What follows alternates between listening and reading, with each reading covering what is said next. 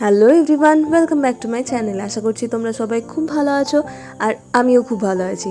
আমি আর মা রেডি হয়ে গেছি, এখন আমরা বেরিয়ে পড়লাম। আমি যাচ্ছি ঘুরতে, আর মা শুধু শুধু কেন বাড়িতে একা থাকবে, তাই জন্য মাও কিছুদিনের জন্য মামদের বাড়ি থেকে ঘুরে আসলো। তো আমরা চলে গেছিলাম ট্রেন ধরার জন্য মানকার স্টেশন।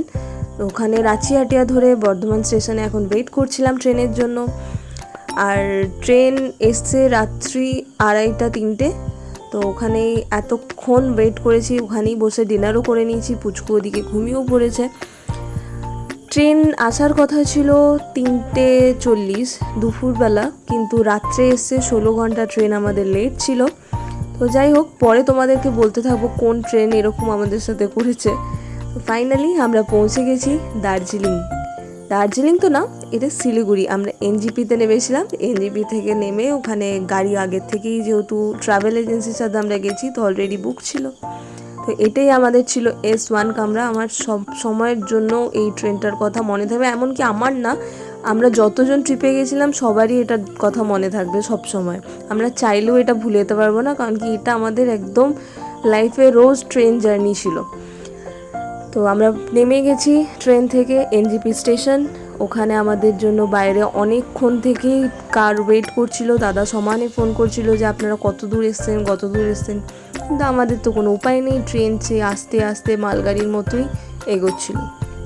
তো যাই হোক, আমরা যেটা ভুল করেছি আর যাতে কেউ এই ভুলটা না করে, তো আমরা গেছিলাম ডিব্রুগড় স্পেশাল ট্রেনে। তো ওটা স্পেশালের তো কিছুই না, মালগাড়িও এর থেকে আমার মনে হয় যে টাইমে চলবে বা আরও ফাস্ট চলে। তো যাই হোক, এটা আমাদের যেহেতু ফার্স্ট টাইম এক্সপিরিয়েন্স, আমরা আগে কখনো একা একা বেরোইনি। যেহেতু আমরা 4টে মেয়ে যাব প্রথমে ভেবেছিলাম, পরে আমাদের ঘর থেকে যেহেতু অ্যালাউ করেনি, তাই জন্য 2 জেঠু আমাদের সাথে গেছিলো। তো তাই জন্য ওইভাবে আমরা যেহেতু জানি না, সেই জন্য এই ট্রেনটাই বুক করা হয়েছিল। আর যেহেতু 1 মাস আগে আমাদের ট্রেন বুক হয়েছে, তাই জন্য কিন্তু আমাদের এটা প্রবলেম হয়েছিল। তো নেক্সট টাইম থেকে আমরা একটা ভালো শিক্ষা পেয়েছি।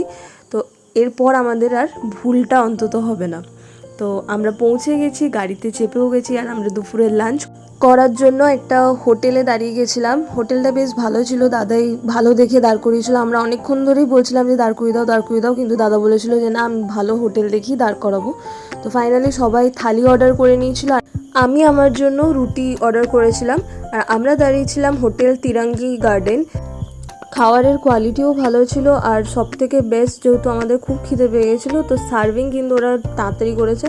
তোমরাও যদি কখনো যাও এনজিপি সাইডে কোথাও ঘুরতে, তো তোমরাও ট্রাই করতে পারো, খাওয়ার কোয়ালিটি ভালো ছিল। তারপর আবার খাওয়া দাওয়া কমপ্লিট করে আমরা গাড়িতে চেপে আবার আমরা বেরিয়ে পড়লাম।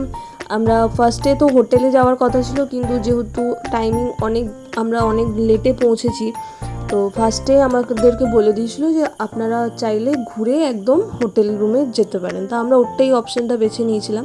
আর জাস্ট এই ভিউটা তোমরা দেখো। তো আমার তো এটা ফার্স্ট টাইম যাওয়া পাহাড়ে ঘুরতে, আর মা বাবাকে ছাড়া এটা আমার ফার্স্ট ট্রিপ ছিল। তো মাকে খুব মিসও করেছি আমি।